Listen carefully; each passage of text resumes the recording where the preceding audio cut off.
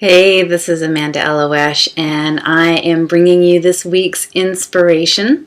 And I don't know about you, but it seemed like our economy right now is really suffering. And I just have, in conversations with friends and family, it just seems like the economic outlook for a lot of people right now is not very good.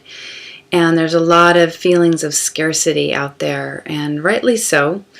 What do we do? What do we do to resolve it? There are all kinds of big theories on the big picture, but what can each one of us do right now to help us to move through that mental state of scarcity and feeling like there's not enough, that there's a lack out there? Because truthfully, there is actually enough food, and there is enough money, and there is enough shelter for everybody on this planet to be healthy and taken care of. So my one step that you can take home with you today and start practicing is to give the thing that you want. And that may sound a little ironic or counterintuitive, but it actually really helps. It helps because, first of all, it gets that flow happening, that cycle of giving and receiving. It gets it going. And, the word currency comes from current. And when we want something in our lives, we have to seed it. We have to put it out there and get it flowing so that it can come around our way again. It also shifts our mentality from feeling scarce and feeling lack to feeling abundant. And when I was a little kid, we did not. I grew up in a household that was lower middle class, or maybe upper lower class. Anyway, we did not have a lot of money. And our Christmases were modest for the most part. But the Christmases that I enjoyed the most were the ones where we would pick a family through our church who didn't have enough money to have any kind of Christmas. And basically half of what would have gone into our Christmas we shared with this other family. And I would get to go out and buy presents for this other family, knowing that it wasn't going to be going to me. And actually, those were the best ever. I loved those so much. I felt so abundant. I felt, also just warm and fuzzy inside. What are the other benefits of giving what you want to receive? Well, it shifts the mentality. It shifts the mentality from I don't have enough to I have enough to give somebody else something.